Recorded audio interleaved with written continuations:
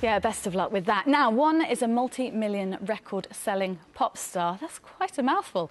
The other, a former Olympic medal winner. But who will reign supreme when they go head-to-head? Well, Melanie C and Ewan Thomas are here to explain. Oh, no, you're not the multi-million record... Not a bad singer, though.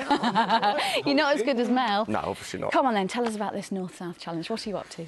Well, it's very exciting. It's for just Thanksgiving, and basically, we're just looking for loads of people to join in. We need a 10-strong team each, don't we, for the Great North Run and the Great South Run. And basically, we're going to settle the argument, who is the most generous? We're looking for great fundraisers. You know, I'm a Northerner, and us Northerners are built of really strong staff. Do Really nice people. Really think you have any chance of beating Melanie here? To be fair, as long as we both make loads of money for charity, I'm not really bothered. So Mel's going to do the Great North Run. I don't have to do that. I'm going to do it with her just to check out how fit she is. And then I'm going to do the Great South. As you said, we've got 2 teams of 10. We're trying to raise as much money as we can for charity. I do think Northern people perhaps are slightly more friendly, but whether they're going to get deep into the pockets, I don't know. So we shall see. We're going to settle the argument. I think we're generous, don't you? Well, they say it's grim up north, which is rubbish, obviously. Yes. North is the best. Ewan Thomas. I've lived in the Midlands as well, so I've sort of been to both. Not then north. Sort of north. Now, Ewan, I know you're raising money for cancer, and you've got a very personal story behind why you're raising money for your charity. Tell us a bit about that. I'm raising for Macmillan Cancer Support. I've lost a friend to cancer a few years ago, and even last week, former athlete Todd Bennett unfortunately lost his life to cancer. So I think it's one of those great charities. The nurses do some fantastic work, and unfortunately all of us, I think, at some stage will probably be affected by cancer. So I'm really proud to be able to raise money for them and raise awareness for them. So this is why, for me, when I was asked to do this challenge, we get on really well as well. We're mates, so I just thought, yeah, we'll have a bit of fun with it and at the same time do something great. Yeah, Melanie, you're looking after homeless people, and that's definitely a cause that's very close to my heart, actually. Yeah, absolutely. Well, the thing is, there's so many great causes out there, and what's so wonderful about this particular challenge is because we will have a 10-strong team each, and everybody can raise money for whichever charity they choose.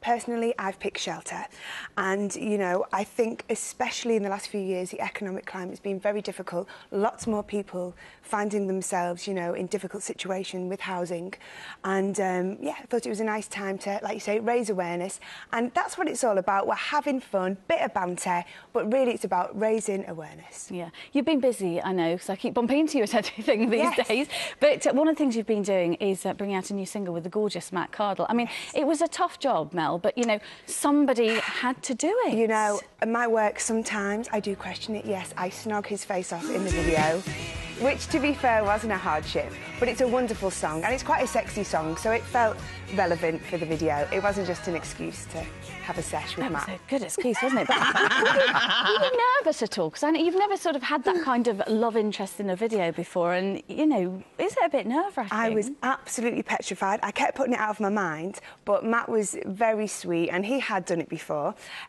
So he, a little secret, he did kind of ask me to have a little practice beforehand. So we had a little cheeky snog before we went down, but it broke the ice and it was very nice. Any romance blossoming there? No. It's purely professional. I knew you'd say that. I'll talk to you afterwards. Now, it's the year today, can you believe it? Even since the Olympics, and we've got the anniversary games today, which I'm sure you're both very excited about. Yeah. What do you think the sporting legacy's been?